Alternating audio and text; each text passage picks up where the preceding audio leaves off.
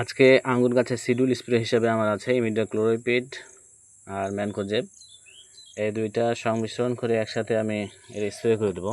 তবে সবচেয়ে বড় বিষয় হচ্ছে আমি অলরেডি মিশ্রণ করে নিয়েছি। আর যেটা বড় বিষয় বলতে যাচ্ছিলাম সেটা হচ্ছে আজকে আমার আঙ্গুর গাছের একটা খুব গুরুত্বপূর্ণ দিন। সেটা হচ্ছে আঙ্গুর গাছটি আজকে আমার কাটিং দিতে হবে। অর্থাৎ আমার গাছ অলরেডি 6 ফিট ক্রস করে ফেলেছে। এখন এটা আমি আনুমানিক 5 ফিটে একটা কাটিং দেব। এখন আপনারা দেখছেন মোটামুটি হাইট যদি বলি 5 ফিট, সাধারণত 5 ফিট আপনার এ পর্যন্ত আসে। তো আমরা এইখানে আমরা কাটিং দিয়ে দেবো।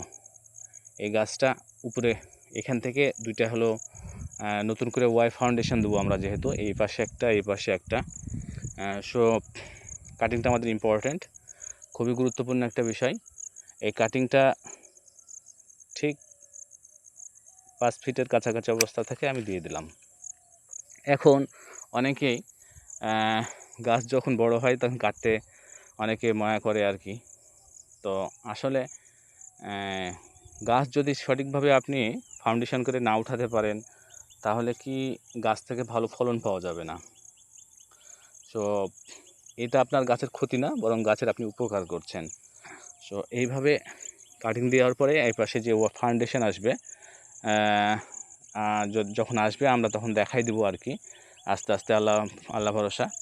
তো এখন এ পর্যায়ে আমি স্প্রেটা করে দেবো।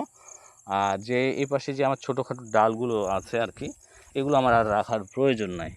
যেমন এইখানে একটা আছে, আমরা এটাকেও কেটে দেব।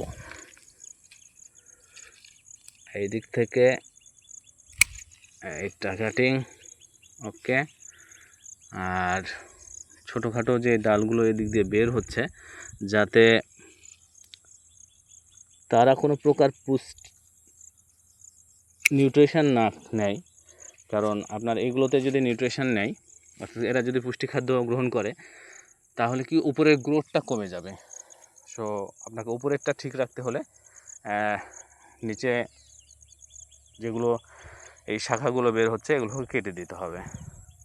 তো ধন্যবাদ সবাইকে। আমরা এখন একটা স্প্রে করে দেবো।